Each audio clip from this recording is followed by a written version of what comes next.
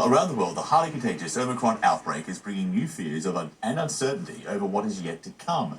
But in South Africa, where the variant was first detected, new infections are falling, and there's good reason to believe the worst may have passed. CNN's David Mackenzie has the view from healthcare workers who've been on the front lines of each new wave of this pandemic. Dispatched south of Johannesburg, paramedic Mohammed Rasool says Omicron is nothing like Delta.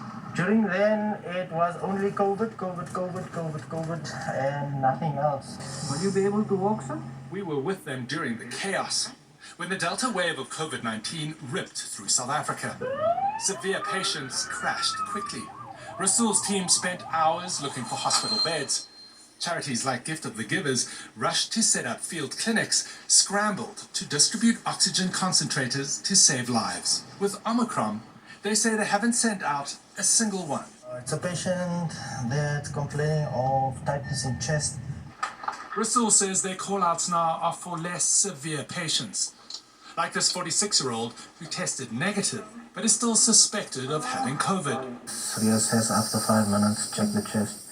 But there's been a surge of cases of COVID-19 with Omicron, but there hasn't been a surge in severity or hospitalization. This kind of call-out is pretty typical. What advice do you have for other countries that are facing a Omicron wave? Don't panic. This is, you will ride the wave. Far less use of oxygen, far fewer people being admitted despite the high numbers of cases. Very high transmission of people getting mild illness, not even getting diagnosed at home. It's still unclear why it's seemingly milder, or whether that will translate globally.